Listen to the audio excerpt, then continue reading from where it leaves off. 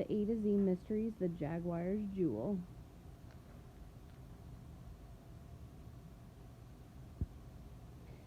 Dink's uncle lived in a squat gray building a few blocks from the museum. A tall man in a green uniform opened the doors. "Good evening, Mr. Duncan," the man said. "Hello, Roger. Kids, this is Roger Hobart." Uncle Warren put his hands on Dink's shoulders. "This is my nephew, Donnie, and these are his pals from Connecticut, Josh and Ruth Rose."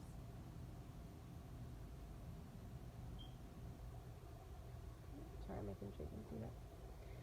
Roger smiled at the kids. "Welcome to New York," he said. "Will you watch their backpacks while we're out?" Uncle Warren asked. "I'm taking the kids for dinner. Any suggestions?" Roger rubbed his stomach.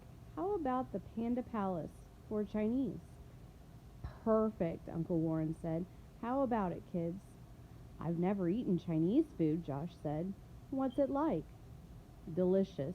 And there are about 1,000,000 choices on the menu," Roger said. "All right," Josh said. "I'm game," Dink said. "Me too," Ruth Rose said. "Can we eat with chopsticks?" Uncle Warren laughed. "Of course." They walked to the street called Broadway. The wide sidewalks were crowded with people. Lights began to come on in store windows. A man leaned against a building, playing softly on a saxophone. The saxophone case lay open at his feet. "Look," Josh whispered. "There's money in that guy's case." "If people like his playing, they give him money," Uncle Warren explained. He dropped a dollar bill into the case. The kids each dropped some change in, getting a smile from the sax player. "Here we are," Uncle Warren said a few minutes later. The Panda Palace had a shiny red door with fake panda bears standing on either side. A smiling host welcomed them to the restaurant. 2 hours later, Josh leaned back from the table. "I'm stuffed," he said. Their waitress brought the bill and placed a fortune cookie in front of each of them. "Inside these cookies you'll find a slip of paper telling your fortune," Uncle Warren said. "Some people think that if you eat the cookie, your fortune will come true." "Can I save mine for later?" Dink asked. "My stomach is ready to burst." "Good idea. We'll have the cookies at home," Uncle Warren said. He paid the bill, and they left the Panda Palace. "By the way, what were those black slimy things on my chicken?" Josh asked as they walked along Broadway. "Seaweed," said Dink. "No way!" "Donnie is right," Uncle Warren said, "but seaweed is good for you." "Good for fish, maybe," Josh said. It started to rain, so they walked quickly. At the apartment, Roger handed them their backpack. "How was dinner?" he asked. "I ate black seaweed," Josh muttered. Roger grinned. "Good stuff, isn't it?" he asked.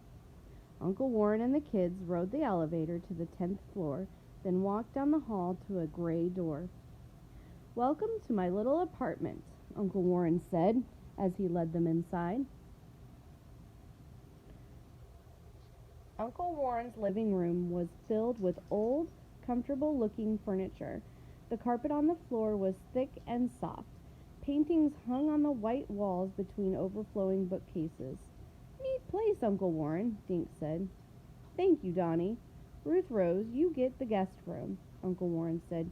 "You two boys can share the fold-out sofa here in the living room."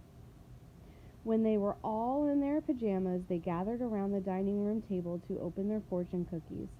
"The oldest gets to read first," Uncle Warren said, cracking open his cookie.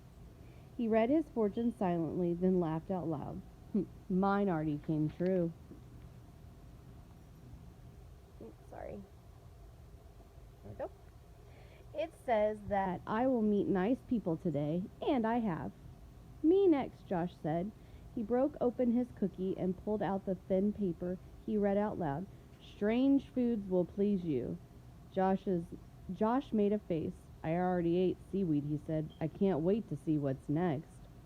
"My turn," Ruth Rose said. She ate her cookie and looked at the fortune inside. "Oh boy, this says I'll find treasure in unexpected places." "Your turn, nephew." Dink's uncle said. Then it's to bed for all of us. We have a busy day tomorrow. Dink cracked open his cookie and read his fortune to himself. I don't get it, he said. Out loud, Dink, Josh said. Dink read, Your eyes will play tricks on you. His uncle smiled. Right now, your eyes look pretty sleepy, nephew. Off to slumberland. After breakfast the next morning, Uncle Warren and the kids walked back to the museum. It was still raining, so they huddled under 2 umbrellas. They left the dripping umbrellas on the small landing at the top of the stairs. Another wet umbrella already stood in the umbrella stand. Uncle Warren opened the door and they walked into his office. A man greeted them just inside the door. Ah, James, you're here, Dink's uncle said. Kids, this is James Pride, my assistant. James, this is my nephew Donnie Duncan and his friends Josh and Ruth Rose.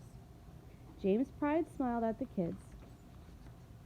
Has Warren taken you sightseeing? He asked. Not yet, Uncle Warren said, but I've promised them a buggy ride through Central Park when the rain stops. James tapped the wooden crate. I'll leave this to you, Warren, he said. My daughter loved the zoo, but now I'm behind on paperwork. He walked into his office and closed the door. Just then, there was a knock on the outer office door. Uncle Warren opened it to a man in a wet raincoat.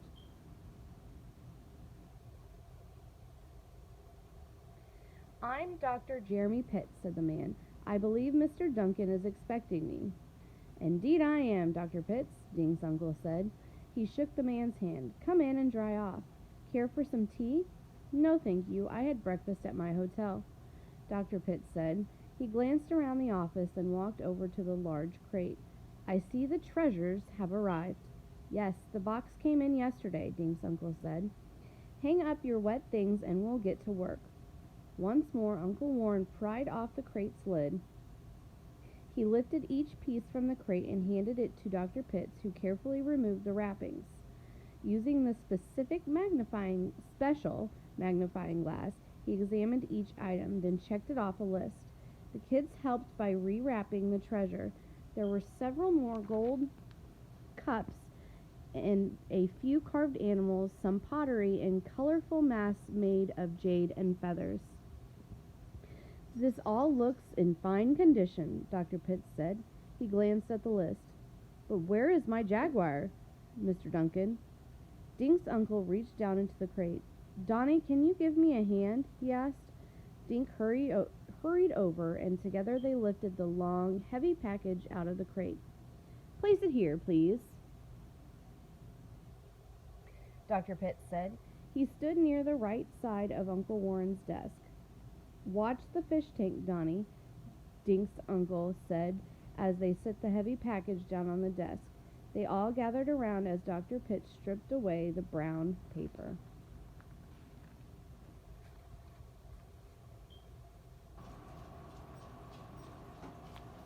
Josh let out a gasp as the plastic bubble wrap was removed. The Jaguar was solid gold. It was lying down, staring out of ruby eyes. Between its front paws was an emerald of a golf ball. An emerald the size of a golf ball.